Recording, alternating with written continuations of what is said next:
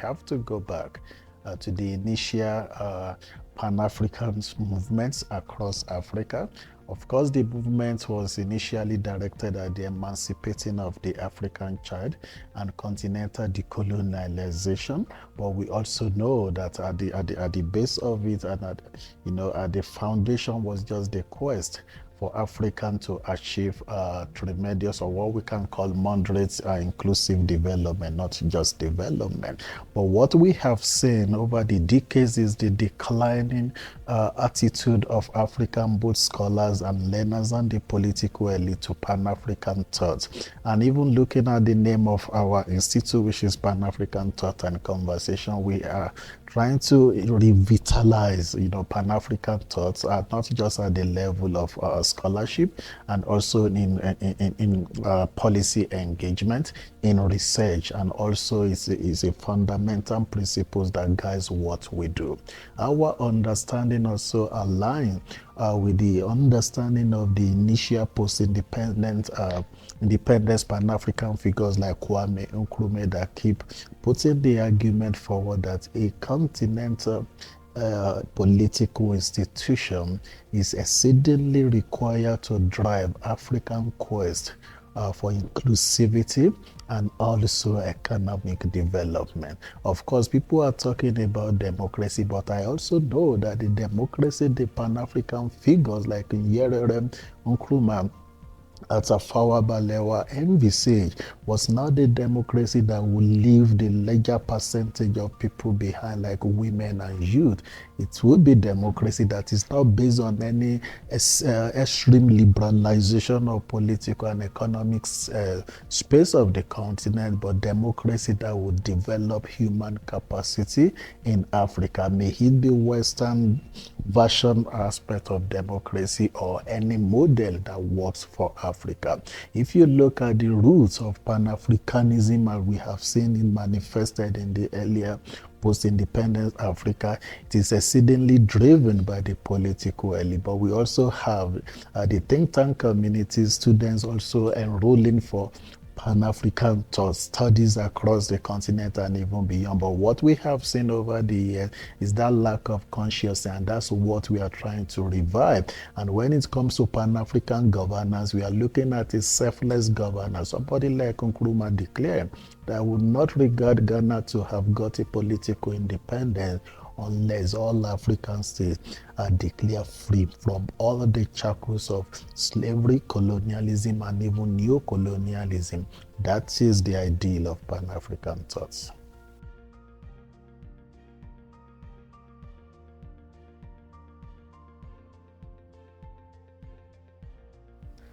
We cannot deny the fact that African is not an homogeneous community. African are comprised of different people with different ethnic nationalities, different languages, and different historical heritage. But however, what we have known, because many people have argued that Africa is not united, Africa is divided, but what we know is that what unites Africa are greater, more than what divides Africa. And at our institute, particularly with the establishment of the African Union Studies, what we try to do is to start this intellectualism or this intellectual exercise through the conventional academics programs where students or learners, not just young learners, we are talking of people that are working in the African Union, officials of REX such as ECOWAS and SADC, so that we can begin to imbibe them with that culture of collectivity, what we usually call Ubuntu. And what some people will call Letsema, cooperative governance. And that's why we understand that, of course, in Africa, we have some aspects, they speak French, some are speaking Arabic, some are speaking English, some are relatively not aligned, but relate more with the West, some are trying to relate with the East. No matter those divergences, what we are trying to work towards is this unity in diversity. We are Africans. We have experienced the same historical heritage. We have come out of colonialism, different versions of colonialism. But our main goal, and that's what is our main objective, is just to see that no African child should go to sleep without food. The African child should not be denied be denied of the basic infrastructure and amenities of life. Africans cannot be complaining of joblessness in a society that is highly resourced in all kinds of mineral resources. So what we are aiming to use the unit at the institute called African Union Studies Unit is also to begin to train diplomats or those aspiring to work in any of these REX or even at the continental level in African Union Studies so that they understand the philosophical foundation of the organization of African Union that evolved into the African Union for effective performance of the African Union. And our main interest also is to be able to strengthen the institutions, both continental and regional institutions that drives African democratic consolidation, also inclusive development. That is our main goal.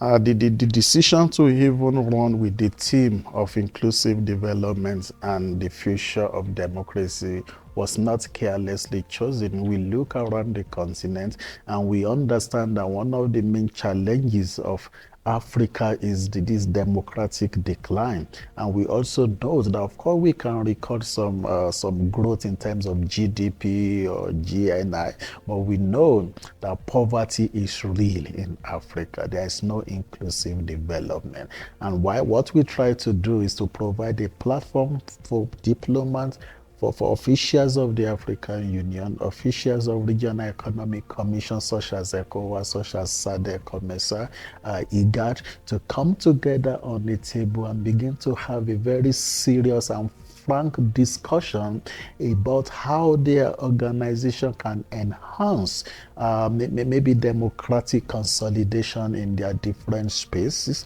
And we are also talking of how discussions at the symposium can also enhance those continental and regional institutions in terms of their capacity to respond to the questions of inclusive development. Africa hosts the largest population of the youth, across the world, and yet we have not been able to transform this into economic development. Many of them are jobless, and we also understand the importance of populations to development. So our intention is to bring people to the round table, as we have been doing since yesterday, so that we can look into one another's eyes and be able to speak to one of the challenges or all of the challenges, bedwelling Africa that have incapacitated the performance of not just the regional organization like African Union, not only the REX as we know, but even national government. And our aim is that at the end of the symposium, we will be in a better space to have recommendations that we will send across to the different facets of the society. If you recall, who we have here, policy makers, we have diplomats, we have the civil society heavily represented by African Union, ECOSOC, we have the policy makers, we have academics, and we just have it all.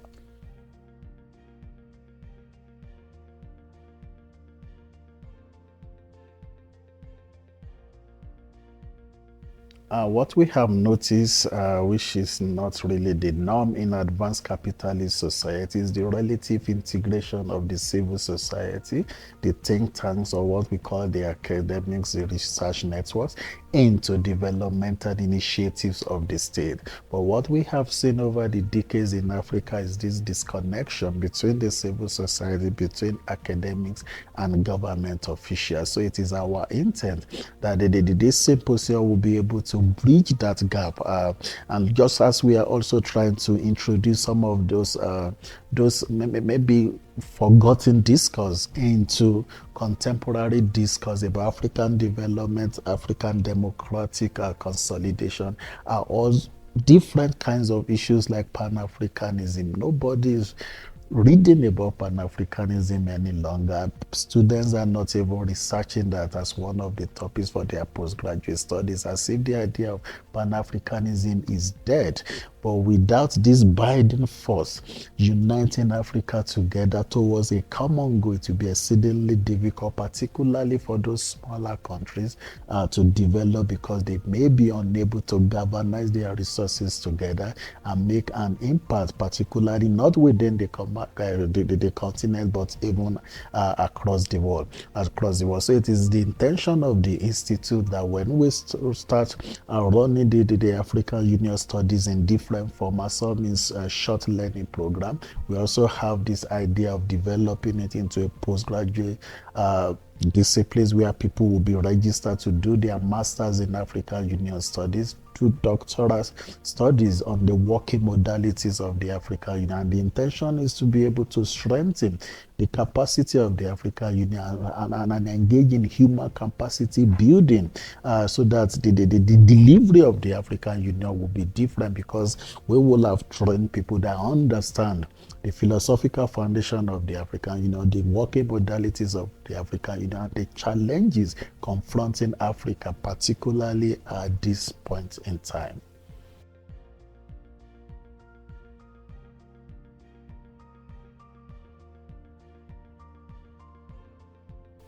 Like I was trying to also re-emphasize, we just got approval at the faculty level to start the short learning program, and our immediate intention is to capture the young minds.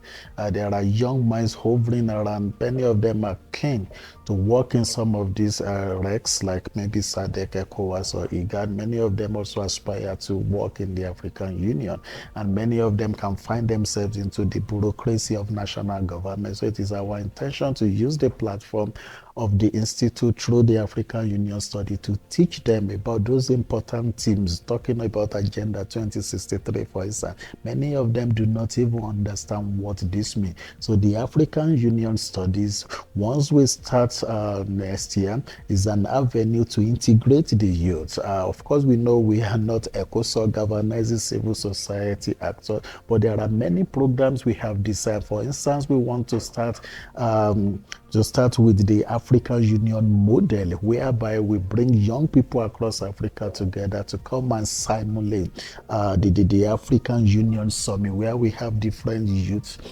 being the presidents, imitating how they discuss. But we are not just doing it for fun. It's also an avenue to table important theme, maybe something like unconstitutional government. How will a country react to unconstitutional government? How would the African Union summit react to unconstitutional government across the globe? That's one way to integrate the youth into the working modality and activities and the programs of the African Union. Apart from that, we're also working with the African Union youth ambassadors in all of the regions. Many of them, at least 3 of them, will be presenting in our symposium, to have a way of working with them to understand this mass movement, or this social movement, the waves of social movement that is trying also to reinforce the place of the youth in both continental political democratization, or what we can call democratic consolidation, and also inclusive development. If you can see, from Senegal to Kenya, even to Nigeria, and the youth are trying to